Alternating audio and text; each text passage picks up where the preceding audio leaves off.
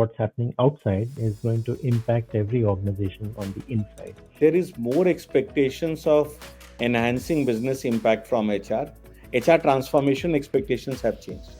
So in your experience, what some of those changes you have seen? If you don't have the right mindset in the HR person who sees the internal employee as a customer, then I think nothing happens, right? So I would really say that the mindset is the first port of call. Process, because we have processes which are sometimes very strong, sometimes they are not very interesting to our internal customers. And lastly, of course, if you look at how the customer service is looked at in terms of delivery and impact, I think we are done. Hello and welcome to a brand new episode of our special series, HR Evolution Perspectives Experts Take, presented by People Matters in association with Darwinbox. I'm your host, Pallavi. Through this exclusive series, we speak to top CHROs and thinking minds from the people and work landscape across Asia to break down the important talent trends across India and APAC.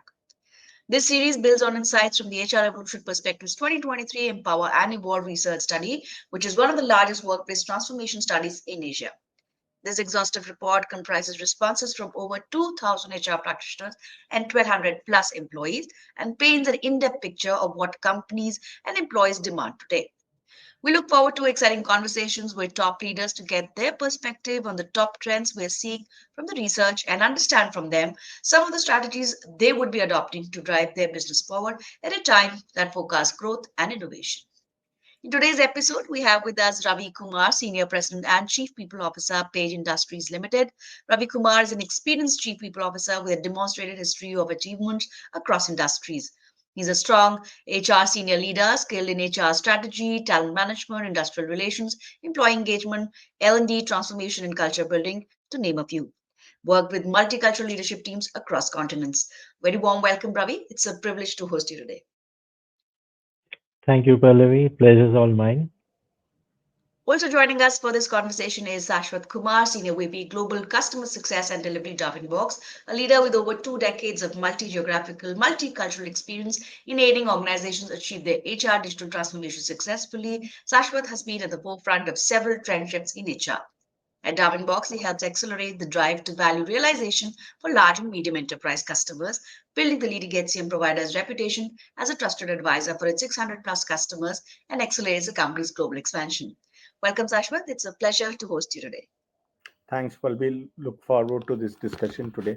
Very excited about it. Well, with this, I will pass on the mic to you, Ashwath, to take us through an insightful conversation with the guest, Ravi. So with that, over to you. Thanks, Ravi, for coming to share your experiences. Uh, I am sure you had some chance to read through the research. So, what I will do, I will look at some of the key perspectives or the insights from research and will want to delve into your real life experience and connect the two. And one of the big themes there is the whole focus on growth in across APAC organizations when it comes to the business and the related HR challenges. When it comes to India, that growth dimension is amplified. And when I look at your organization, Page Industries, that's a hyper growth organization in many ways. So when you look at the whole growth dimension, the challenges linked to growth dimension, it will be great to have some light from your perspective on how you connect and manage HR talent challenges and deliver on employee experiences. Thank you, Sashwat. I've been very fortunate to have worked in many organizations where growth was always the first dimension, as we like to call it. Same here as well.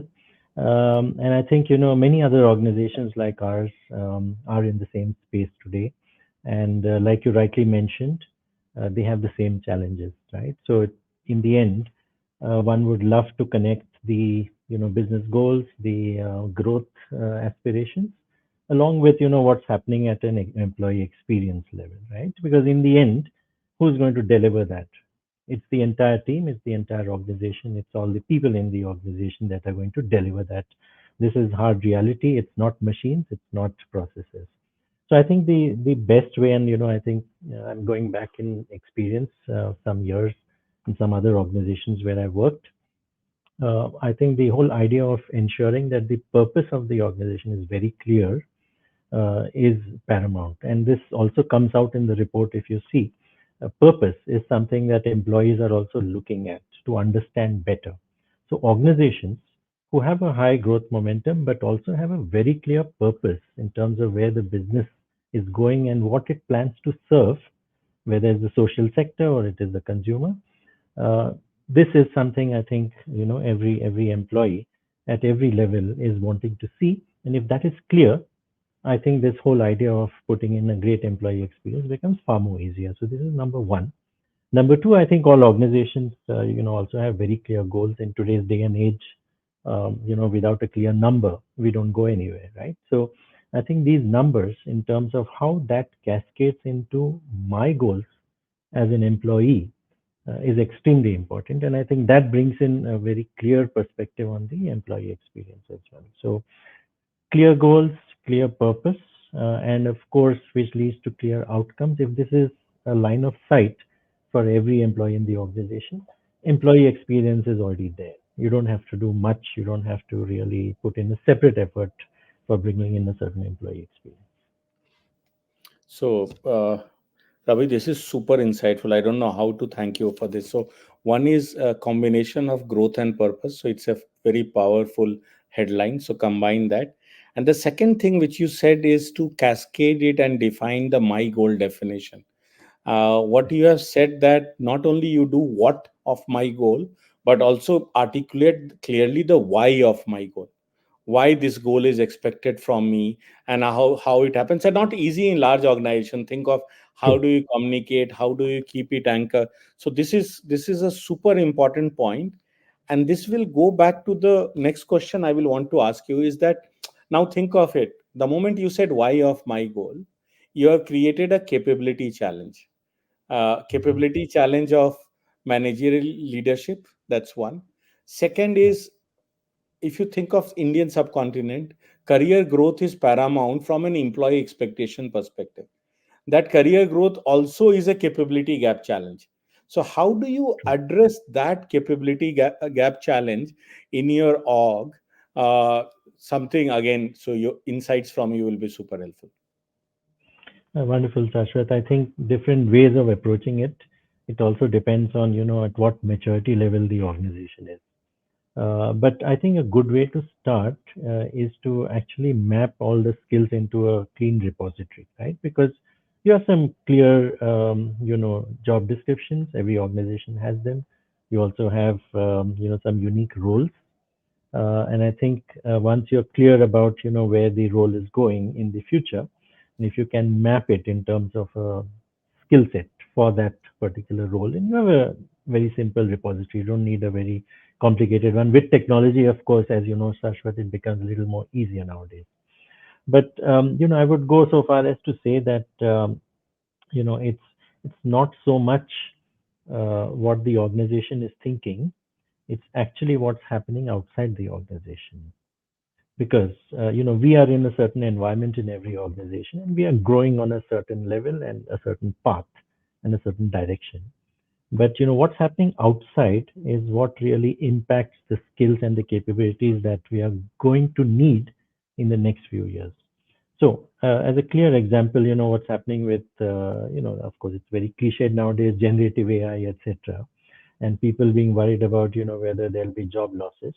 The clear example of what's happening outside is going to impact every organization on the inside. Now, the best way to get ready is to map what we might need in the future as an organization, right? So let's say if I'm into capital equipment, and I'm selling some large equipment to the government, and looking at the macroeconomic situation in our country, where are we going? If we can map that, it's very clear. I can actually map it right up to my skills as well, saying in the next 3 or 5 years, this is what I need for an engineer to have in my organization, Yeah. right?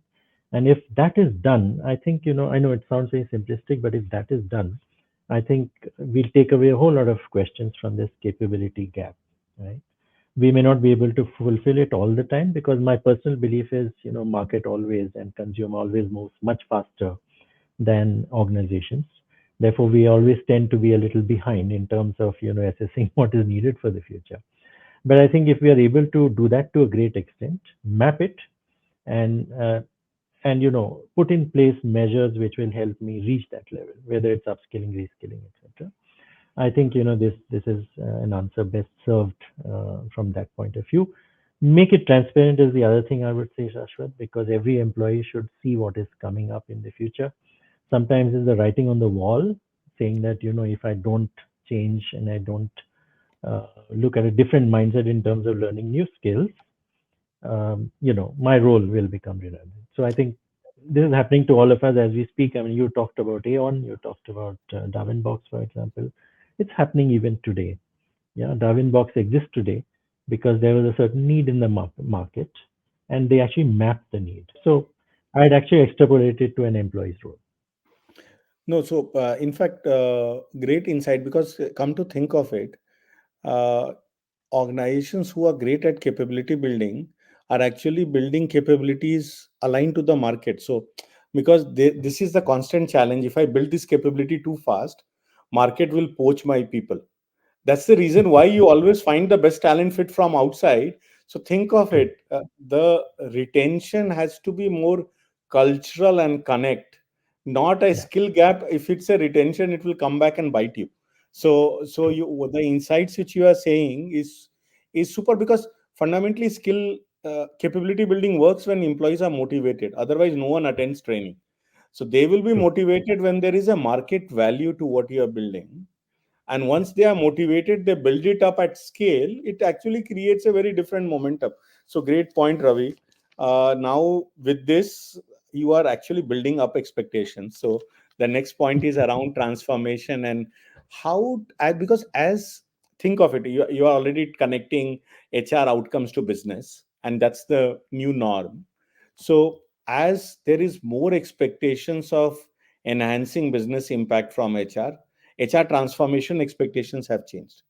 So, in your experience, what some of those changes you have seen, how you have seen that being delivered?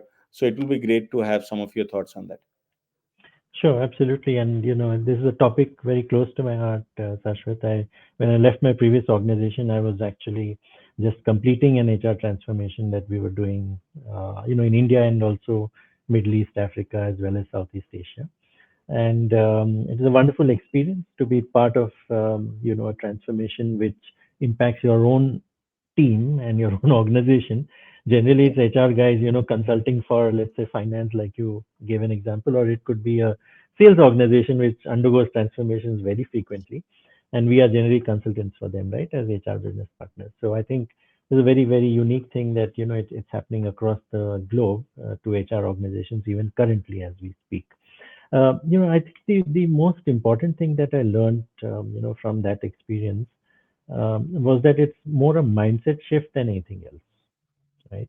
Uh, Especially, and I think especially in our own teams inside HR, and this is always, a sort of a roadblock or a bottleneck, you can say.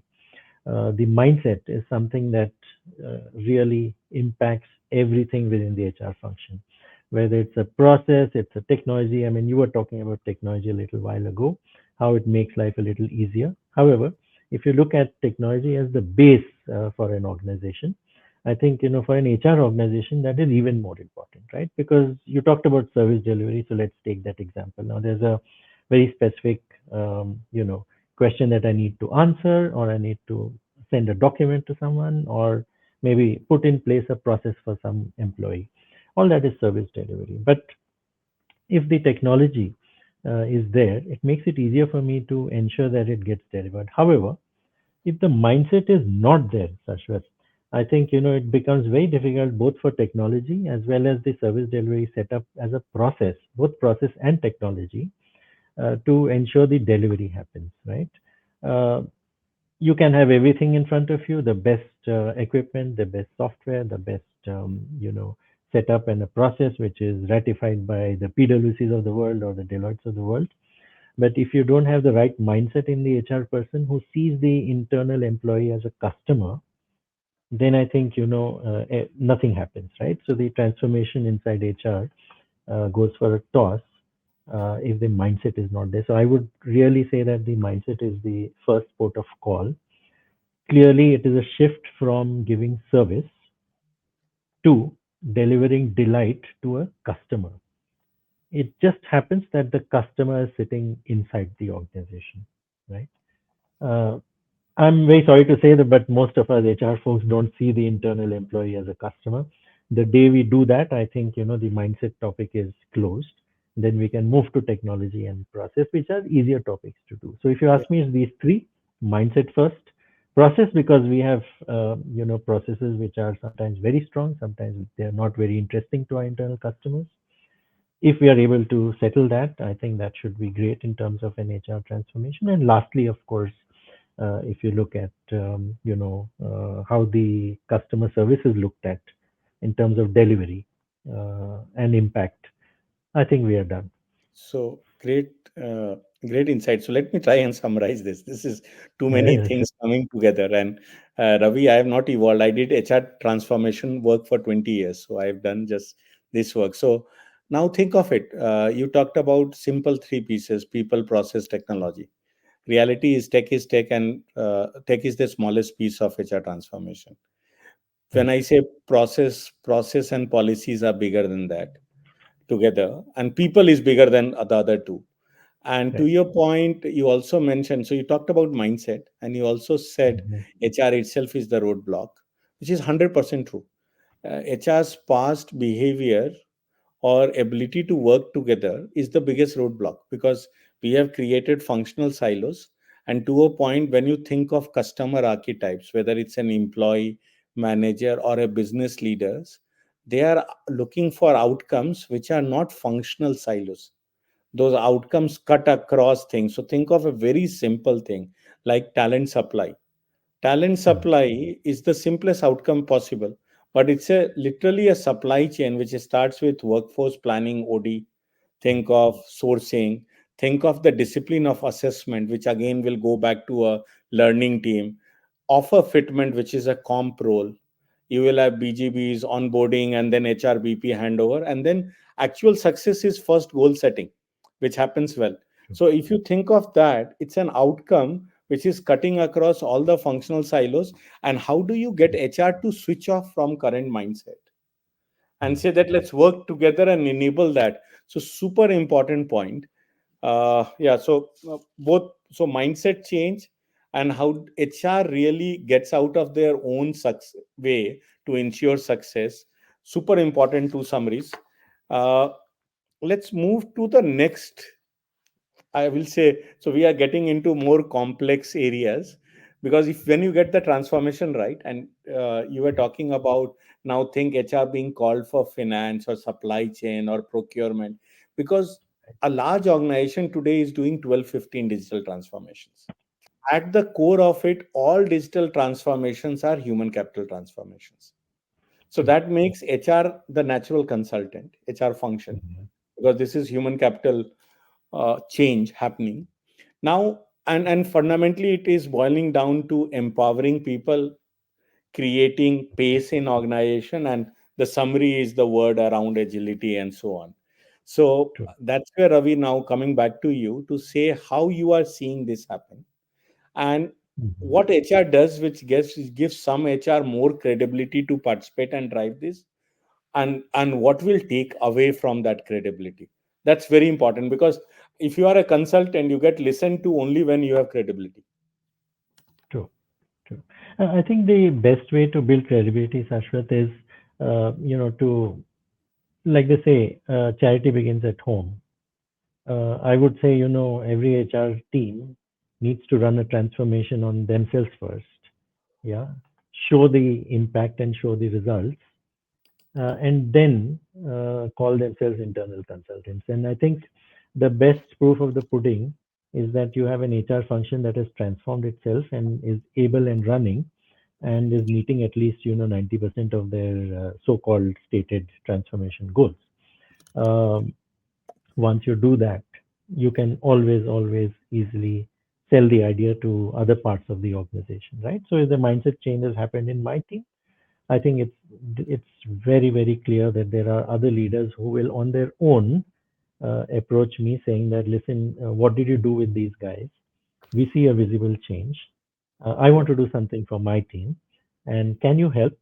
Is there some technique? Did you bring in some outside people to do that? Did you do it yourself? And if you've done it yourself or someone else is there from outside, can we have the advantage of that experience from your side as well?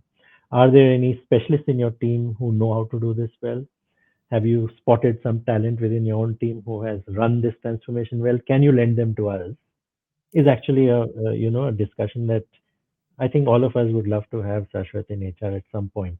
Imagine a head of sales coming to us and saying, "Listen, I want to do something similar.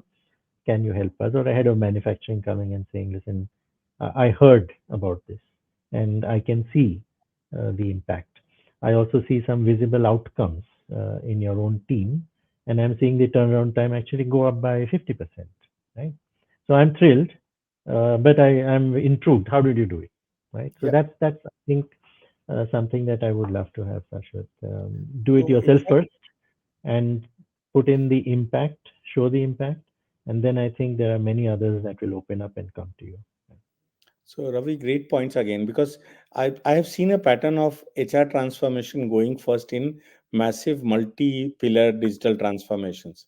So to your Right. point, I will say some very smart, because it's always a combination in those organizations. You have seen HR leader and the CEO realizing that it will need people change across all. So over last, if I say 7-8 years of this across APAC, I will say in 8-10 organizations there was a clear articulation of why HR is going first, because Right. HR needs to build, to your point, these muscles so Right. that they start enabling it for a lot of other organization pieces as it happens. And the whole org change capability is becoming a hot role in HR. Right.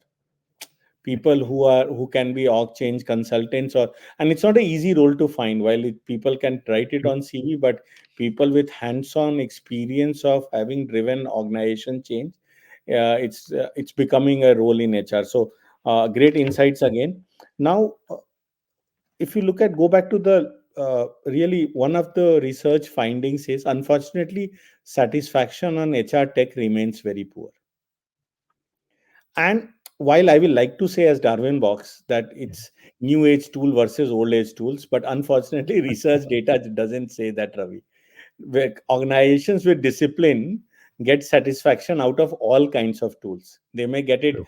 at a lower cost from Darwinbox because it's modern versus others, but unfortunately research data says that with discipline you can get value out of all possible things you use. And that's where your take and insights on how do you get the whole HR tech journey right, Right. is the next question I will want to you to throw light on. Sure. Thanks, Ashwat. I've worked in different tech environments in different organizations. So, whether it's SAP or Workday, which are the regular culprits, if I may call them, and the non-regular ones, which are now coming up, like you mentioned, Darwinbox. I would say one needs to be very clear what they want out of a tech system. I think many of us falter. It's not just in HR. I think this happens in finance, happens in even sales, sales setups where they're looking for a distributor management system, for example. Companies falter because, you're looking for something that is either very unique and, it is something like God. You want a solution to all your problems through the tech setup. I think that's where trouble starts. I think one needs to be very clear where one wants to go with the tech. That's one. Second, I think it's also very clear that you're not solving a problem with tech, right? Let's say I have sales which is, going in a certain way and I'm not able to see, enough transparency in the system through my distributors. So tech is not going to solve the problem. It's only going to help you solve the problem. The problem is something else. And it's the same in HR, right? So if the problem is, talent mobility, for example, it's not the tech. The tech just enables talent mobility. Tech gives you data. Tech gives you insights to make decisions on talent mobility. But that talent mobility problem, and Sashwat, could be mired in some cultural, setup or a cultural environment, nothing to do with tech. So expecting tech to solve our problems, I think that's a major fallacy, right? And of course, I think the last thing is also that when we are bringing in tech for whatever setup that we have, keeping it as simple and as close to the original product as possible is, I think one of the best ways to bring it in. However, that's easier said than done. Most of us look for all kinds of customization, saying that, I have a process inside XYZ company and, it has to be different from ABC company, and therefore I need a customization here, and this needs to talk through APIs through something else, or this needs to embed into my current system or into a finance system. I think we are making things extremely complicated. I think if you see it from the lens of an internal customer, what does an internal customer want from my system? And then, of course, from the point of view of governance, if I see it in these two, ways, Sashwat, I think, it's an easier discussion to have and to bring in tech in its core form as much as possible with as less customization. And I think that's what makes it work. In my experience in different, very good systems that I've used in different organizations, I think wherever it has faltered, and to your point, that we are never happy with it, it's only because we have had too many expectations from it. And we are also expecting it to solve a problem which is linked or rooted in culture rather than in technology. So, yeah, so uh, let me take a breath and breath, and then I will come to the summary. Okay, so the first point which you said is be clear where do you want to go, Yeah. and you also hinted at why. So be very clear about why you are doing a program, and because that Yeah. connects to org change, and because the next point was lot of pieces needs to marry for tech to succeed, because tech is an enabler, and that's where you talked about talent mobility and the mindset. And you are right, if my mindset is my talent is my talent, it's my personal Jaagir, then no amount of tech is going to solve. So, first of all, leaders need to believe that talent is owned by the enterprise and you need to enable their success. Second belief needs to come in is that when I let go of talent, I will also get other talent. If these two beliefs will Right. never happen, I will never really enable talent mobility, whatever the system you can create. And your point is valid. Some of the best talent mobility org examples globally run on email and they run fine, because when the Right. mindset is right, it works. uh, so that's where your point around marrying tech and org Yeah. change. The other thing which you said, that keep it simple, because Mm. as we overcomplicate, we don't realize that two things will happen: nothing comes for free. So later True. on you will have to manage the complexity, so there is associated maintenance. Your upgrade becomes tougher to that extent.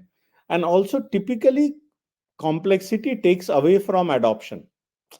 because to your point, when you complicate, you are actually already planning for exceptions, Mm. which means that in the regular flow of work or the happy flow, that you are adding steps.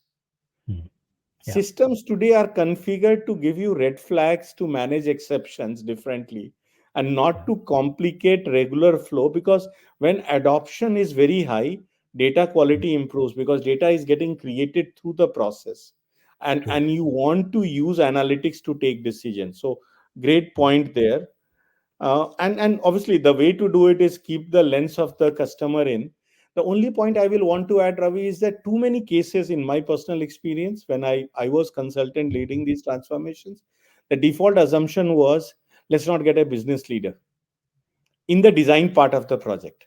Mm-hmm. But wherever HR kind of opted them in, actually it helped accelerate the process, because in our mind the thing was, oh, this policy will need to change. When a CEO comes in, default question is, I want talent mobility. If Yeah. this policy is a problem, why it's a problem, let's scrap it. Because Correct. business leaders are looking at it with very simple lens. And I remember one of the CEOs of a fortune 2000 a fortune 200 company in Asia, he came Mm-hmm. in and he said, oh, you are asking me my dream of success. My dream of success is, I am going on a vacation. My CHRO is going on a vacation. He said, sorry, I'm taking the example here. CFO was in the room. He resigns and his identified successor resigns. Mm-hmm. Still, I and the CHRO go on the vacation. Mm. If you can enable that outcome, this program has succeeded.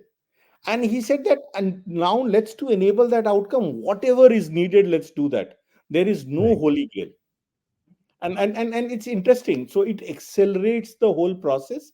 And typically, given the past challenges, we do not tend to co-opt leadership, because come to think of it, all talent and HR outcomes are business leaders problem.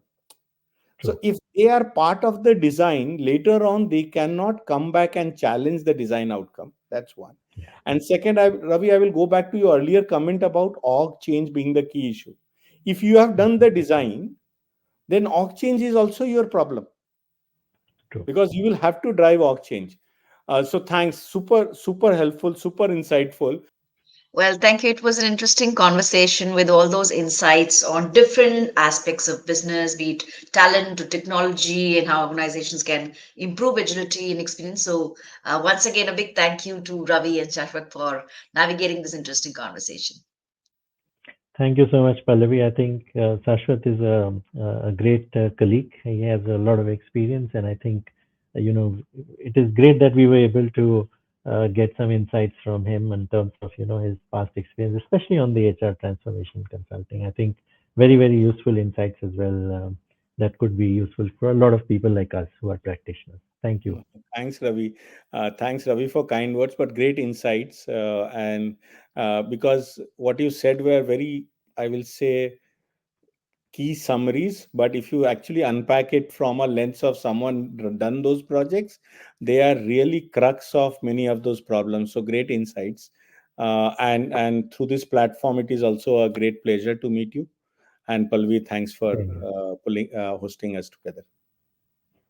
Well, and Thank you thank once you again. to all the people who tuned into this interview and encouraging us to become better with every episode that we bring into this series. And this is also a reminder for them to get a copy of the HR Evolution Perspectives in Power and Evolve study. The simple way to get a copy is to click on the link provided below this interview, or you just have to get onto the link and download the copy. If you want more details on how to automate day-to-day HR processes, steps to simplify human interaction and getting actionable insights to build better workplaces, you can also visit www.darwinbox.com. Well, that's all in today's episode. Stay tuned as we bring another insightful discussion on HR evolution perspectives experts take and deliberate solutions with the top talent leaders in the region. Thank you so much and have a good day, everyone.